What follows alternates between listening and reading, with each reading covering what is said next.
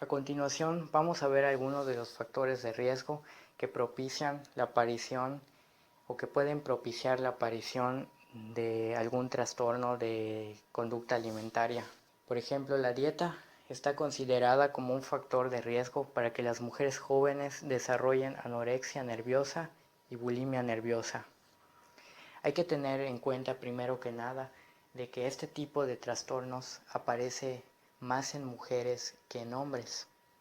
Esto debido mayormente a la presión social a la cual las mujeres están sometidas constantemente, porque tanto la sociedad como los medios de comunicación le dicen a la mujer que deben perseguir los ideales de belleza que estos imponen. Muchas veces este tipo de ideales de belleza son inalcanzables. Evidentemente los trastornos de la conducta alimentaria tienden a ser más frecuentes entre las personas más preocupadas por perder peso. Podríamos pensar que una persona que hace dieta no acude a un profesional y esto es muy frecuente. Muchas personas eso es lo que hacen. Al no acudir a un profesional, yo creo en lo personal que propicia aún más a que una persona pueda desarrollar un trastorno de conducta alimentaria. Porque, por ejemplo, una mujer que no está bien informada y que quiere perder peso rápido, podría hacer como una dieta tipo personalizada, por así decirlo. Eso podría pensar ella, que es una dieta tipo personalizada, y dejaría de comer, ¿no? Sería su dieta ideal, su dieta autodiseñada, por así decirlo, pero no estaría teniendo en cuenta de que está provocando que en el futuro desarrolle la anorexia nerviosa, por ejemplo. Cuando nos sentimos mal, tendemos a ser muy autocríticos y puede que nos centremos en nuestras limitaciones y defectos. Los pacientes con trastornos de la conducta alimentaria tienden a mostrar formas distorsionadas de pensar y de procesar la información que provienen de su entorno. Generalmente las personas con este tipo de trastornos alimenticios tienen, al igual que las personas que sufren de depresión, una manera distorsionada de ver las cosas, en especial una manera distorsionada de verse a sí mismos. Por ejemplo, pueden surgir pensamientos como estoy muy gorda o muy gordo o soy poco atractivo o atractiva para los demás, lo cual caería en la categoría de pensamientos negativos. Los pacientes suelen decir que se dan atracones cuando se sienten estresados, decaídos o mal consigo mismos, lo cual les permite alejarse.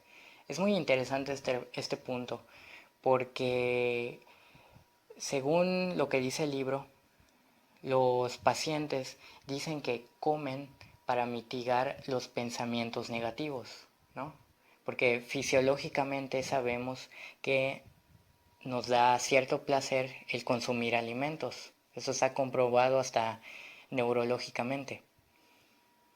Pero lo que pasa con estos pacientes es que después de que mitigan estos sentimientos o estos pensamientos con ayuda de la comida, luego sobreviene un pensamiento de culpa, lo cual provoca que desarrollen un trastorno de conducta alimentaria. Porque, por ejemplo, con los pacientes de bulimia nerviosa pasa exactamente esto, ¿no? Que se dan atracones y después de un tiempo expulsan el alimento por medio de vómito. Perfeccionismo. Una persona perfeccionista tiene más probabilidad de suscribir el modelo ideal de delgadez y perseguir implacablemente un cuerpo perfecto. Podríamos pensar que una persona perfeccionista tiene una enorme probabilidad de desarrollar algún trastorno de conducta alimentaria, pero esto no siempre es cierto, debido a que, por ejemplo, la aparición de un trastorno de conducta alimentaria puede proliferar más adelante este rasgo de personalidad. Puede ser que la persona antes no era perfeccionista, pero al aparecer esta enfermedad se vuelve más meticulosa y más obsesiva. Se ha sugerido que el perfeccionismo favorece el mantenimiento de la patología bulímica a través del seguimiento rígido de una dieta, que a su vez alimenta el ciclo compulsivo purgativo, como por ejemplo en los trastornos de bulimia nerviosa, en el que la persona come y luego vomita. Esto se hace a manera de dieta, ¿no? Como decía hace rato, a lo mejor la persona no cree que tiene un trastorno, sino que cree que simplemente está haciendo una dieta cualquiera. Entonces esto lo hace un problema aún más grave, porque la persona no sabe que tiene un problema, sino que únicamente piensa que no lo tiene y que no pasa nada, que es simplemente un método radical para bajar de peso, pero que esto no afecta de manera grave a su salud. También el perfeccionismo se caracteriza por la tenacidad que puede llegar a tener una persona que sufre de esos trastornos, porque esta persona se vuelve muy disciplinada y muy rígida con su método para bajar de peso, a tal punto de que aunque la persona esté percibiendo que su propia vida está corriendo peligro, aún así no deja este supuesto tratamiento que se está autoimponiendo. Abusos sexuales infantiles. Existe cierta polémica respecto al estatus empírico del abuso sexual como un factor de riesgo para este tipo de trastornos. El libro nos dice que se han realizado algunas investigaciones para corroborar la relación entre un abuso sexual infantil y la proliferación futura o la aparición futura de un trastorno de conducta alimentaria. En sí se hizo también otra investigación que dice que sí se encontró una relación, pero aún así esta relación es muy pequeña. ¿Y esto qué nos dice? Bueno, que en conclusión un abuso sexual infantil sí puede provocar secuelas, pero no en específico va a provocar un trastorno de conducta alimentaria. Es más, hay personas que son abusadas de niños y cuando son adultos pues no presentan ningún tipo de trastorno, aunque claro, estos son casos muy aislados, pero eso tiene más que ver con la personalidad del individuo y el medio en el que vive. El entorno familiar afecta a cada ser humano en su desarrollo emocional, social y psicológico. Por ello, estos son algunos aspectos que tienen en común las familias de los pacientes con trastornos de conducta alimentaria, según las investigaciones realizadas dentro de la literatura clínica. Muy poca tolerancia a la atención psicológica. Esto se refiere a la poca capacidad afectiva que tienen algunas familias, tanto para reconocer sus propias emociones como para expresarlas, ya que le dan poca importancia a esta, de tal manera que cuando abordan algún problema en el aspecto emocional le dan poca importancia. Mucho énfasis sobre la corrección de las normas.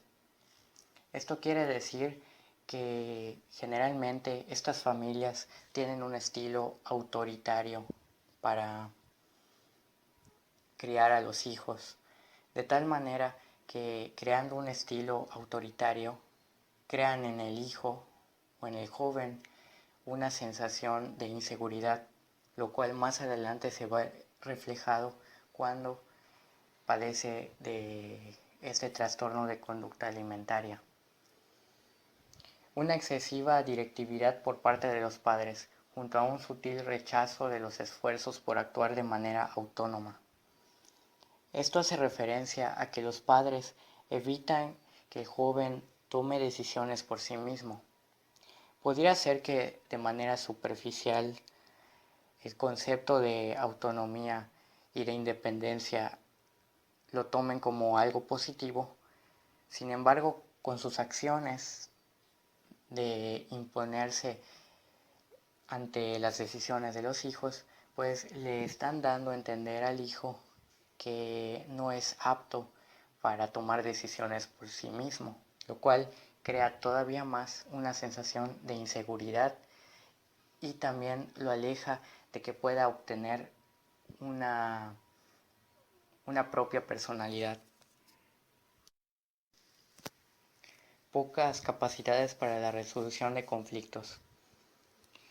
Claro que las familias, o en este tipo de familias más bien, existe, como decía anteriormente, pues una manera poco efectiva para tanto abordar como para resolver los problemas, ya que a las connotaciones emocionales les restan valor. Por ejemplo, estas familias que se sientan con sus hijos y platican de una forma directa, desnudando sus emociones, por así decirlo, pues en mi opinión personal es una buena manera para abordar los conflictos que pueden surgir dentro de la familia.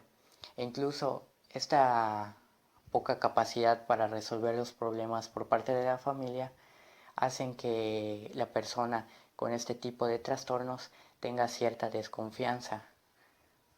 Por ejemplo, si está viendo esta persona que está teniendo problemas físicos, entonces no lo va a decir por temor a que su familia no sepa, no sepa cómo resolver este problema o cómo abordarlo. Por lo tanto, va a ver a sus familiares como, como poco eficaces o poco aptos para resolver el problema. Junto a ellas, la mayoría de los padres de los pacientes con trastornos de la conducta alimentaria muestran preocupaciones muy duraderas respecto a la importancia y deseabilidad de la delgadez.